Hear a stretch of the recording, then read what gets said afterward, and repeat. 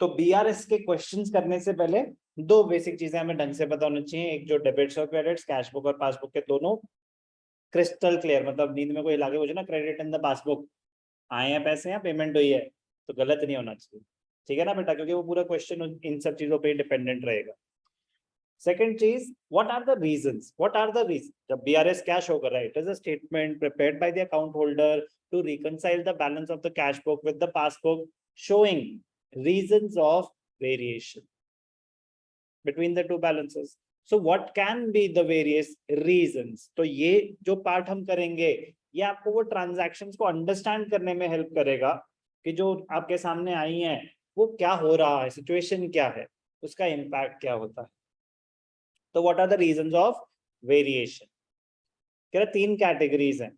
एक तो timing difference, उसका तो आप कुछ कर ही नहीं सकते। टाइमिंग डिफरेंस, चेक डिपॉजिट करा है, क्लियर होने में टाइम लगेगा, तब तक बैलेंस मैच नहीं कर सकता। चेक इशू करा है तो जब तक प्रेजेंट नहीं होता बैंक में से पैसे नहीं कटेंगे। तो ये दो नेचुरल रीजंस हैं, टाइमिंग डिफरेंस में ही आते हैं। करे ये चाह के भी आप कुछ नहीं कर सकते, तब तक कैश बुक का बैलेंस बैंक से मैच नहीं कर सकता। टाइमिंग डिफरेंस पहली कैटेगरी, पढ़ेंगे डिटेल में एक एक करके, अभी बस मैं आपको हेड्स का मीनिंग बता रहा हूँ।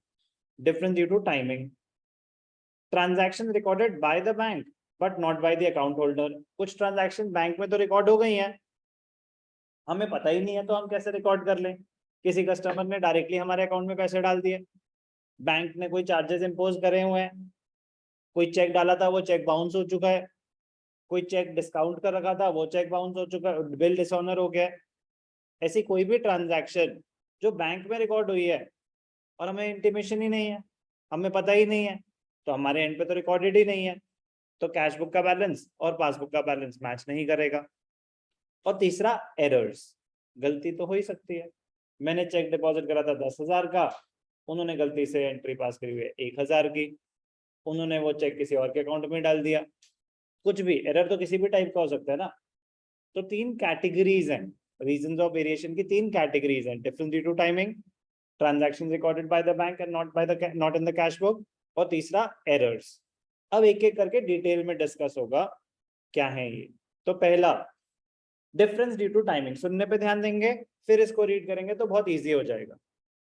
डिफरेंस ड्यू टू टाइमिंग, पहला, cheques issued but not yet presented for payment. Cheques issued but not yet presented for payment. Cheque issue तो कर दिया बट अभी प्रेजेंट नहीं हुआ। मैंने आपके पैसे देने थे तो मैंने आपको चेक इशू करके दिया, तो जैसे ही मैंने चेक इशू करा मैंने अपने कैश बुक में बाय एक्स और बैंक में पैसे काट लिए। अब क्या मैं आपको बार बार फोन करके चेक डाला क्या, चेक डाला क्या ऐसे पूछूंगा आपसे?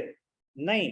जैसे ही मैंने चेक इशू करा मैं कैश बुक में एंट्री पास कर चुका हूं, बट मेरे बैंक से पैसे तब तक नहीं कटेंगे जब तक वो चेक प्रेजेंट नहीं हो जाता।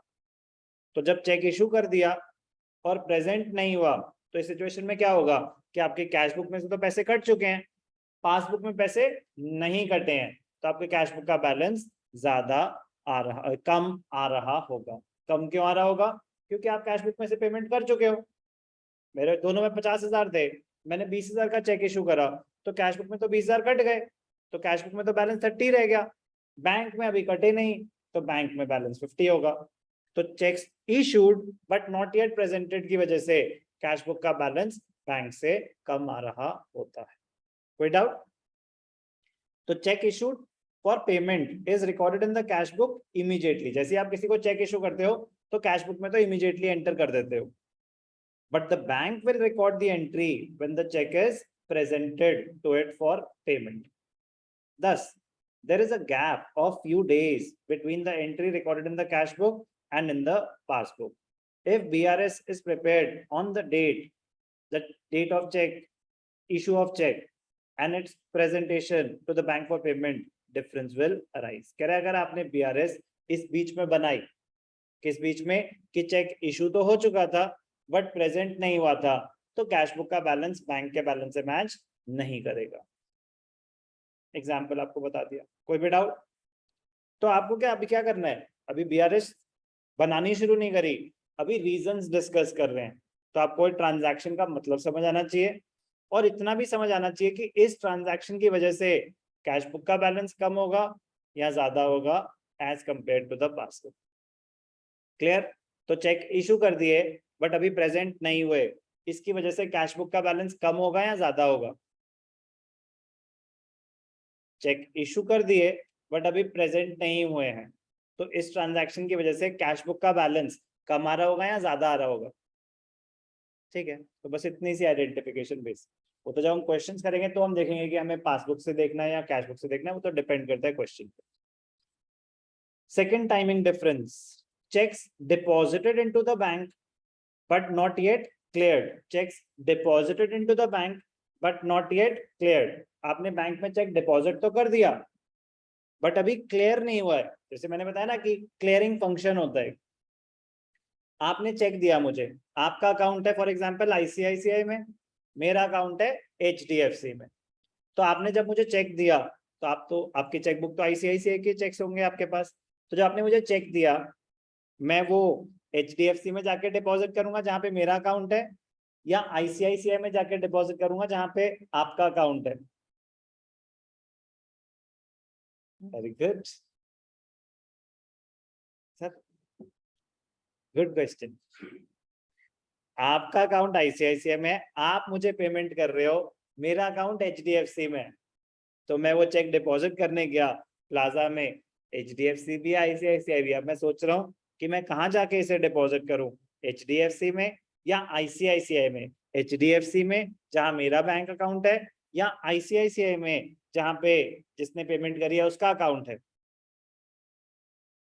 वेरी क्लोज, किसी में भी? एचडीएफसी। तो तीन ही ऑप्शन है, आईसीआईसीआई, एचडीएफसी, किसी में भी। कोई ऑनलाइन बताना चाहेगा कौन से बैंक पे जाके चेक डिपॉजिट करूं? जल्दी बोलो, पास बोल सकते हो, नहीं बोलना तो। वान्या? So सारा? HDFC। Correct answer, good. HDFC. तो जहां पे आपका बैंक अकाउंट होगा आप वहां पे डिपॉजिट करेंगे, आप अपने अकाउंट में डिपॉजिट कर रहे हैं। तो फिर क्या हुआ, मैंने एचडीएफसी में डिपॉजिट करा। तो जब मैंने एचडीएफसी में डिपॉजिट करा तो वो क्या करते हैं, पहले तो फिजिकल क्लियरिंग होती थी कि यार भेजना होता था चेक, अब कुछ नहीं, अब कंप्यूटराइज स्कैनिंग होती है। वो चेक को स्कैन करते हैं और आरबीआई के साथ शेयर कर देते हैं। तो RBI clearing house function perform करता है। तो फिर आरबीआई के पास जाती है इंफॉर्मेशन, आरबीआई आईसीआईसीआई को इंटीमेट करता है कि ऐसे ऐसे आपके अकाउंट से चेक इशू हुआ है। तो वो चेक करेंगे कि जिसने चेक इशू करा है साइन मैच कर रहे हैं कि नहीं कर रहे, अकाउंट में पैसे हैं कि नहीं है। वो देखेंगे जेन्युइन चेक है कि नहीं है, कोई कहीं किसी में कुछ मिसमैच है, कुछ भी ओवरराइटिंग, कुछ भी एरर तो नहीं है।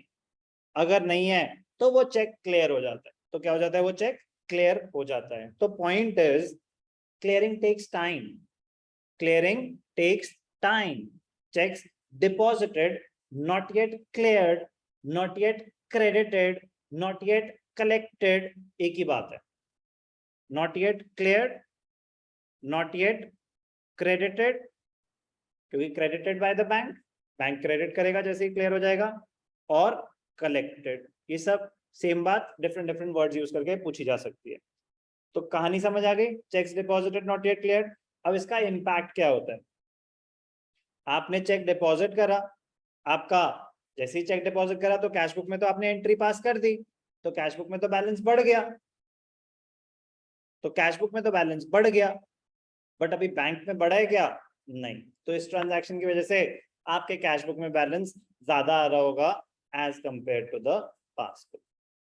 तो रीजंस ऑफ वेरिएशन में क्या थे, ये डिफरेंस ड्यू टू टाइमिंग।